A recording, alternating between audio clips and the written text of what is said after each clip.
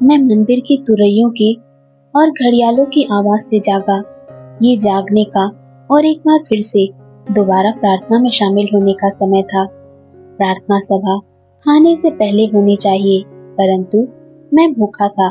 फिर भी प्रार्थना के बाद मेरे सामने खाना आने पर मुझे भूख नहीं थी। मेरा खाना हल्का था, बहुत हल्का, क्योंकि मैं दिल से दुखी अनुभव कर रहा था।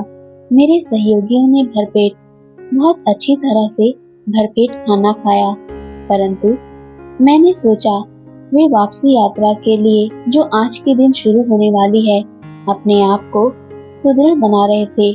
नाश्ता खत्म करने के बाद हम थोड़ा टहले। किसी ने भी कुछ अधिक नहीं कहा, कुछ अधिक दिखाई भी नहीं देता था जिसके बारे में हम कहते।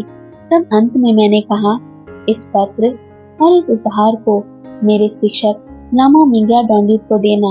उन्हें कहना कि मैं उन्हें अक्सर लिखता रहूंगा। उन्हें बताना कि आप देख सकते हैं कि मैं उनके साथ को और उनके शिक्षण को किस प्रकार याद करता हूँ। मैंने अपनी पोशाक के अंदर ही कुछ छेड़छाड़ की और ये मैंने कहा, जैसे ही मैंने एक बंडल को प्रस्तुत किया, ये गहनतम के लिए है, इसे भी मेरे शिक्षक को दे देना। वह इसे देखेंगे कि ये दलाई लामा तक पहुंच जाए। उन्होंने मुझसे वह बंडल लिया और मैं भावनाओं से पूरी तरह से भरा हुआ, जिसे मैं दूसरों को नहीं दिखाना चाहता, एक तरफ को हट गया। मैं नहीं चाहता था कि वे मुझे देखे। एक उच्च लामा इस प्रकार प्रभावित होता है। भाग्यवश वे भी काफी दुखी थे, क्योंकि ऐसा होते हुए भी कि तिब्बत स्तर के अनुसार हमारे पदों में अंतर के बावजूद हम लोगों के बीच में एक गंभीर मित्रता पनप आई थी। उन्हें भी बिछड़ने में दुख था। इस बात के ऊपर भी दुख था कि मैं इस अनजान दुनिया में, जिसे वे घृणा करते थे, अकेला छोड़ा जा रहा हूँ, जबकि वे अपने प्रिय लहासा को जा रहे थे। अब समय आ गया था। हम पुराने चीनी लामा मठ की ओर, जो चुकिंग को अनदेखी करती हुई, नदियों को अनदेखा करती हुई, पहाड़ी के ऊपर और पेड़ों के झुरमुट के बीच में था। अधिक कहने को, अधिक करने को कुछ नहीं था। हम थोड़े निराश और दबे हुए महसूस कर रहे थे। हम अस्तबल की ओर गए। धीमे धीमे मेरे सहपाठियों ने अपने घोड़ों पर काठी बांधना शुरू किया और मेरे घोड़े की लगाम मुझसे ले ली। मेरा घोड़ा, जो मुझे लहासा से यहाँ तक स्वामी भक्ति के साथ लाया था, एक सुखी प्राणी जो अब तिब्बत को वापस जा रहा था। हमने आपस में कुछ शब्दों का आदान प्रदान किया, केवल थोड़े से शब्द।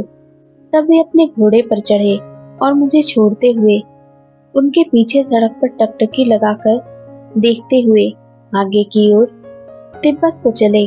मैं भूतकाल के ऊपर विचार करता हुआ और भविष्यकाल के सपने देखता हुआ खड़ा रहा, परंतु अपने इस हताशा की भावना से एक आदरपूर्ण आवाज के द्वारा वापस लाया गया, जो कहती थी, आदरणीय लामा, क्या आप ये याद नहीं करेंगे कि चीन में कोई दूसरे भी हैं जो आपके दोस्त हो सकते हैं?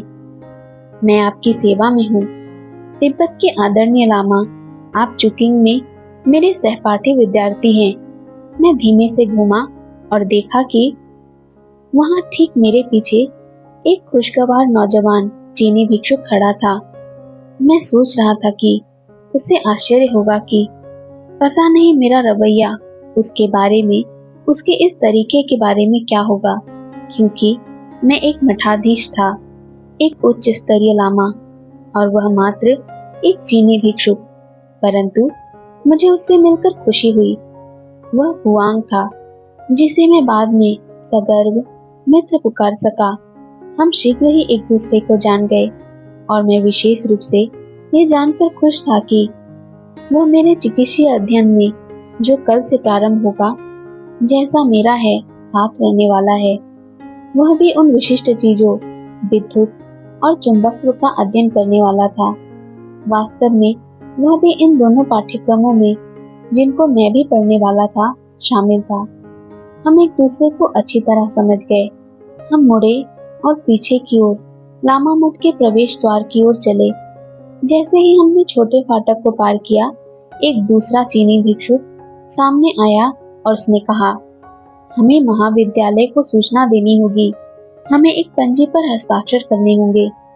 मैं पहले से ही उसको कर चुका हूँ, मैंने कहा। मैंने कल ही कर दिए थे।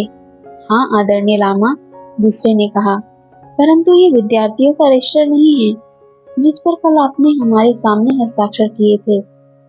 यह बंधुत्व रजिस्टर है, क्योंकि महाविद्यालय में हम सब भाई होने वाले हैं, जैसा कि अमेरिकी महाविद्यालय में होता है।